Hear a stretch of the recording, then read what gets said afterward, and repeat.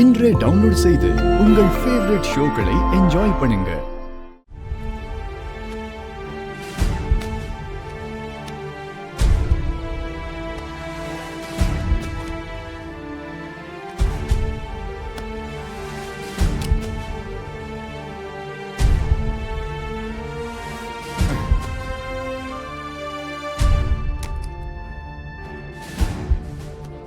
கண்மணி, நீ இங்க வந்தா எல்லாருக்கும் நிம்மதியாகவும் ஆறுதலாகவும் இருக்கும்னு நினைச்சேன். அதை என்னால வெளிப்படையா சொல்ல முடியல. இப்போ நீயே மனசு மாறி வந்துட்ட. கண்மணி, ரொம்ப நன்றி. நான் இங்க வந்துட்டேன்றதுக்காக உங்களை மன்னிச்சிட்டேன், உங்க கூட சேர்ந்து வாழ முடிவு பண்ணிட்டேன்னு அர்த்தம் கிடையாது. அது நடக்கவும் நடக்காது. இந்த ஜென்மத்துல நீங்க எனக்கு செஞ்ச துரோகத்தை என்னால மறக்க முடியாது. உங்களை மன்னிச்சு ஏத்துக்கவும் முடியாது. நான் வந்தது இந்த குடும்பத்துக்காக, என்னோட தங்கச்சிங்களுக்காக, அவ்வளவுதான். நீங்க தேவையில்லாம கற்பனையா வளர்த்துக்க வேண்டாம். நம்ம 2 பேருக்குள்ள நடந்த பிரச்சனை மாமாவுக்கு தெரியாது. அவருக்கு தெரியாம இருக்க வேண்டியது நம்ம 2 பேரோட பொறுப்பு. மத்தபடி உள்ளுக்குள்ள நான் உங்களை விட்டு விலகிதான் இருப்பேன். இந்த குடும்பத்துல நீங்களும் ஒருத்தர், நானும் ஒருத்தி, அவ்வளவுதான். அதை தாண்டி என்கிட்ட அட்வான்டேஜ் எடுத்துட்டு நெருங்காதீங்க. அதுல எனக்கு துளியும் விருப்பம் இல்லை.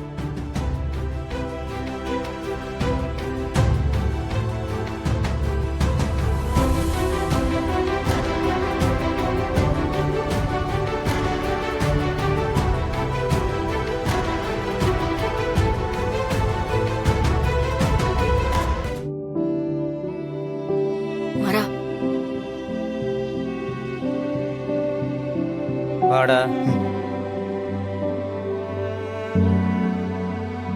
டேய், என்ன அண்ணி வந்திருக்காங்க, மூஞ்சி தொங்க போட்டுருக்க?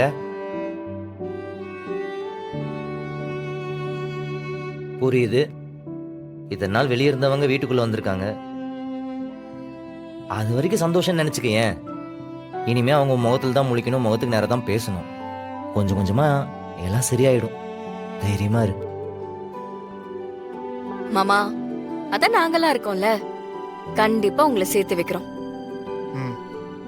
வீரா, குடும்பத்தை பார்த்துப்பாங்கிற நம்பிக்கையும் வந்துருச்சு. கடைக்கு இன்வெஸ்டரும் வந்தாச்சுலனா. இதுக்கு மேல வளர்ச்சி தான் வள்ளி. ஆமாண்ணா, பின்ன இனிமே ஓஹோன்னு இருக்க போறேன் பாரு. எனக்கு அப்புறம் என் பிள்ளைங்க ஒண்ணுமே இல்லாம போயிடுவாங்களோன்னு ஒரு பயம் இருந்துகிட்டே இருந்தது வள்ளி. ஆனா இப்போ அந்த பயம் சுத்தமா போயிடுச்சு. மாறனும் வீராவும் பார்த்துப்பாங்கிற நம்பிக்கை எனக்கு வந்துருச்சு.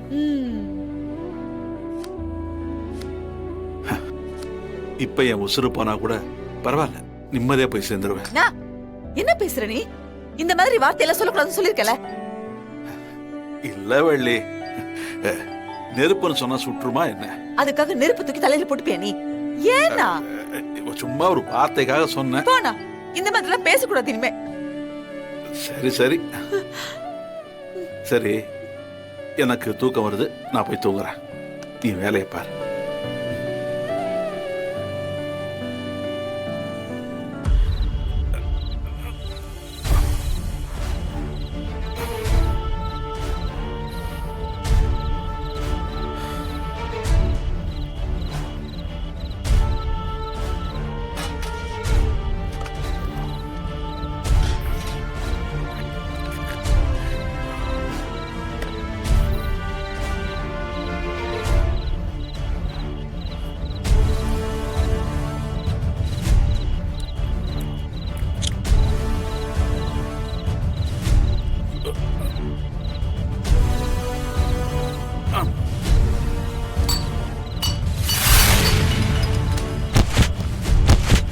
ஐயோ அண்ணா, அண்ணா என்னாச்சு? மாமா, மாமா, ஐயோ அண்ணா, அண்ணா என்னாச்சுடா? அண்ணா, அண்ணா என்னாச்சுடா? அண்ணா, அண்ணா, அண்ணா எழுந்திருங்க.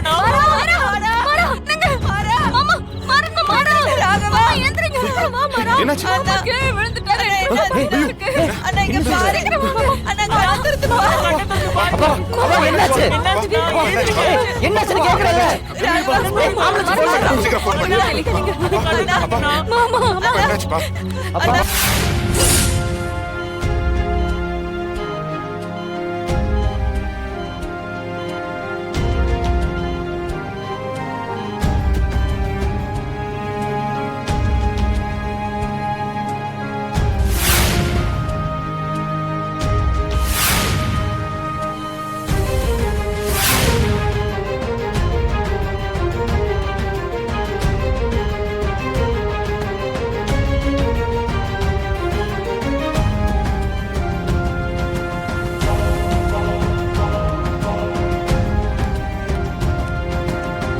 வலிமா அழாதீங்க வலிமா.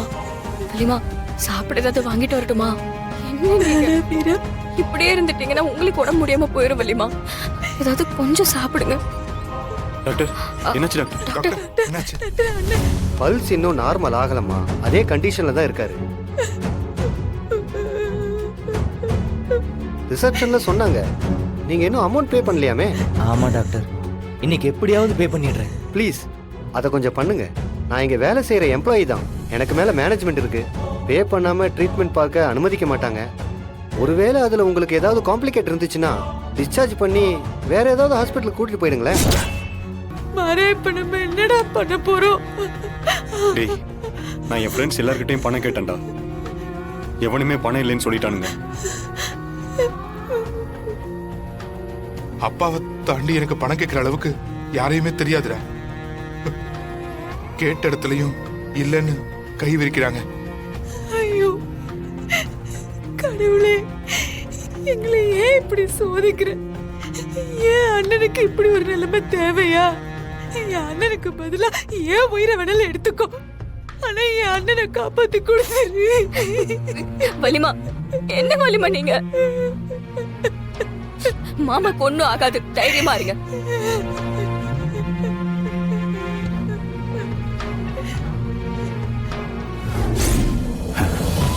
இப்ப என் உசுறு போனா கூட பரவாயில்ல, நிம்மதியா போய் சேர்ந்துருவேன்.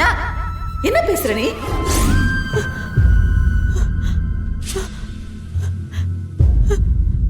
மீரா, கார்த்தி, கார்த்தி, ராகவா, மாறா, எப்படியாவது என் அண்ணனை காப்பாத்துங்கடா.